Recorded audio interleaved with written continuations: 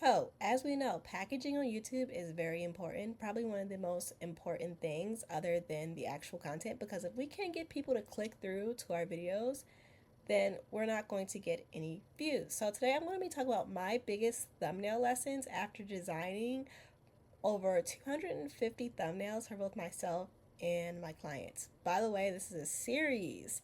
I'm talking all about thumbnails this month. I think this is my first series where I actually go into depth about thumbnails. So if you're interested in that, then definitely subscribe. Okay, so I felt inclined to actually put this in here and actually explain what exactly a thumbnail is for the people who don't know. So on YouTube, a thumbnail is a clickable still image that serves as a visual representation of a video displayed to the people before they click to watch the actual video. So the first lesson is to always create multiple versions. Now, before YouTube had put on A/B testing features, if you're not sure what that is, it's basically you're able to put more than one thumbnail and test multiple versions.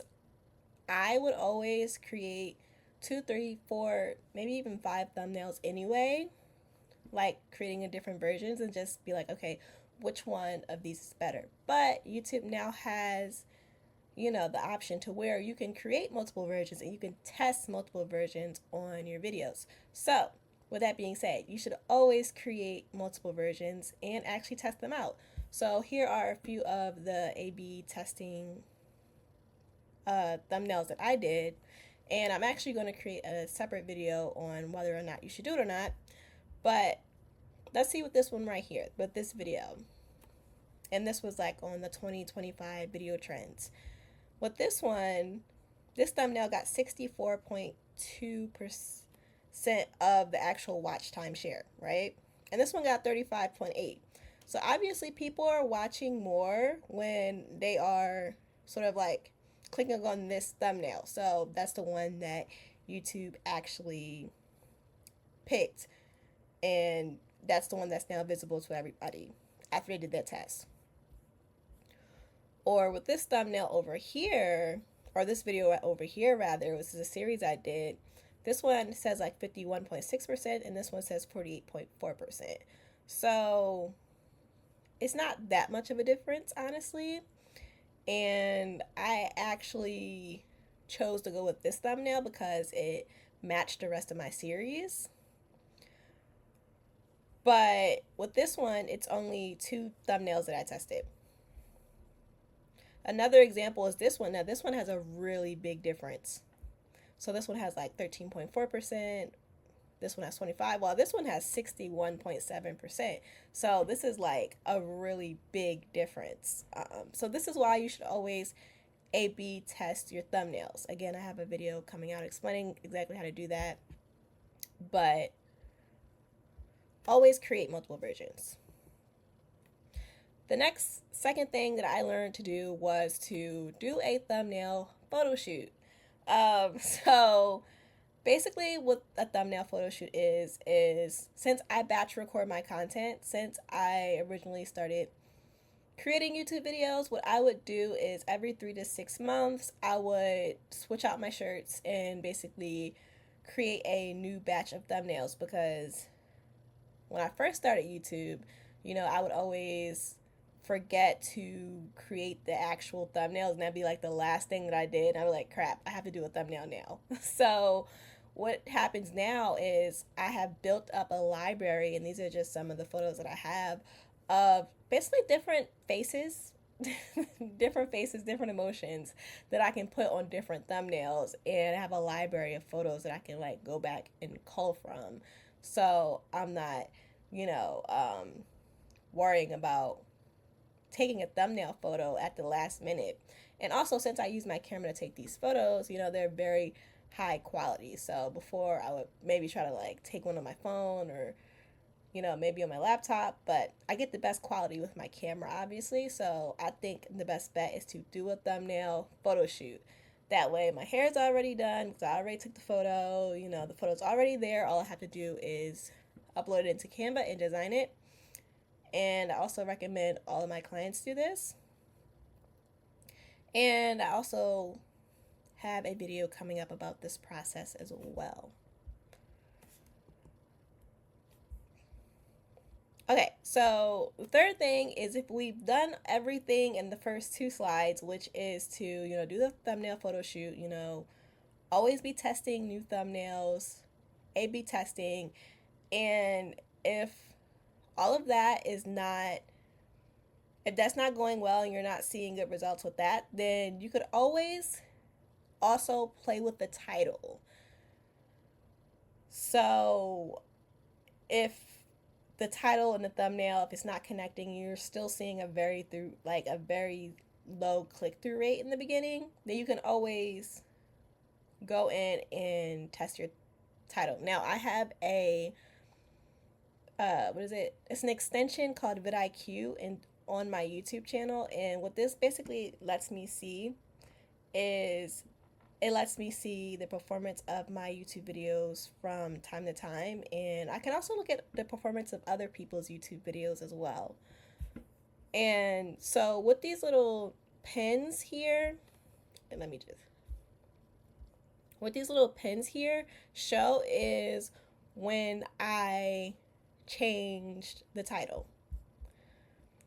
So with this video, for example, and this one has like over 77,000 views now, I believe. I actually changed the title within the first few hours.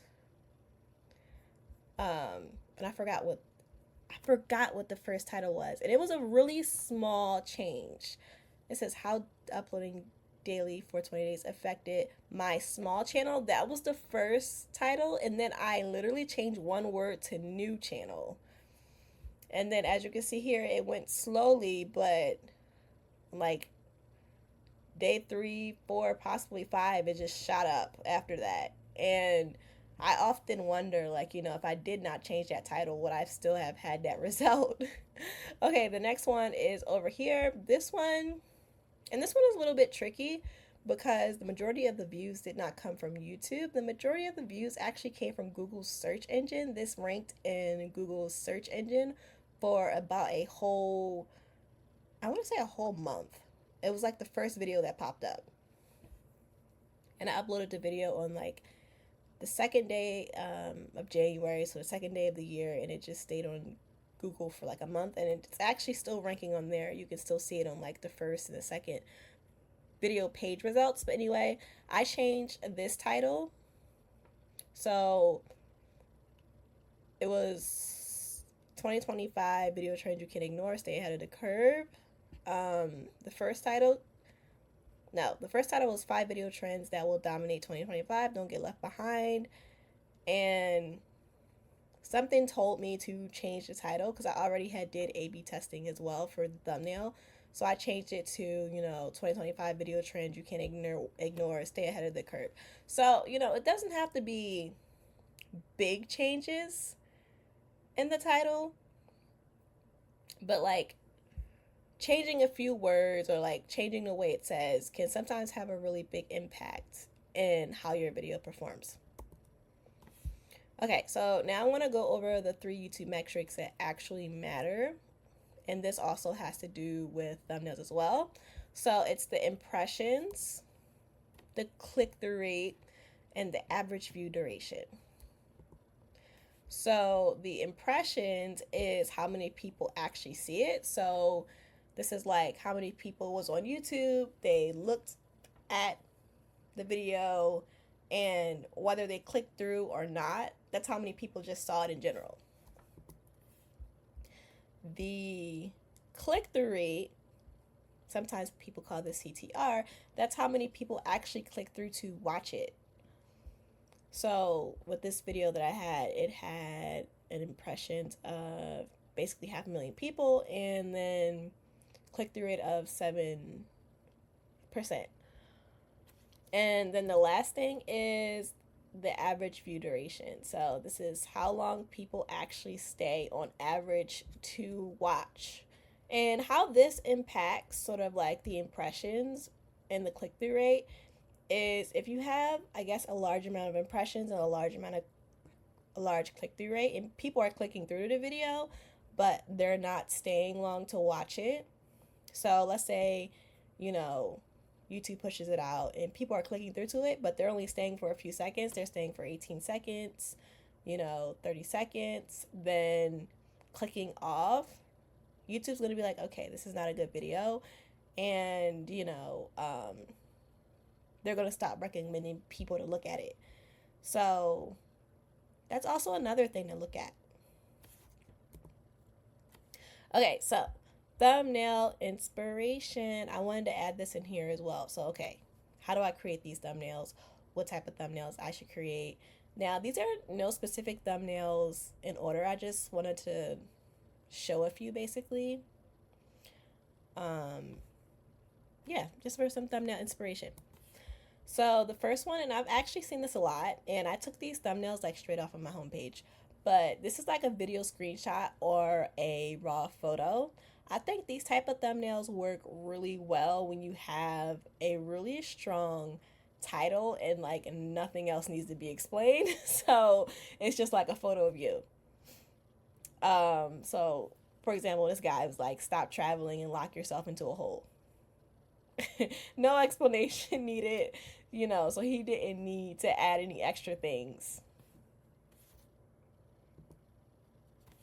The next one is trend or brand hacking. So like if you are talking about someone else's strategy, someone else's method, or how a celebrity did something like that, putting their face on the thumbnail, they call it trend or brand hacking basically because you're taking their face, but you're putting it on your content. Now, I wouldn't do this if your content has nothing to do with what these people are doing. But if you're talking about sort of like the different brands or, famous people, then you can definitely put their face on your thumbnail if you're talking about what they're doing. This is another one that I see pretty often, and this one is sort of like the headshot with the tweet in the background. This one's actually pretty simple to make in Canva. And then here's another one. This is like a comparison thumbnail. So as you can see, she looks kind of stressed out right here. And this one, she's like A-okay, peaceful mode, chilling, So this is a good like comparison thumbnail. And I believe this is the last one, and this is an icons thumbnail. So I see this like a lot as well. So it's like just like a person in the middle, and it might have like 2 or 3 words on the thumbnail, and then in the background they have a bunch of like floating icons that can represent a bunch of different things. So I think this one like really pulls at your curiosity, getting people to actually click, and I think that's what this one is sort of like good for. So if you made it to the end here, thank you for watching. Let me know in the comments sort of like what was your takeaway from this video, what's maybe one thumbnail style that you're going to implement.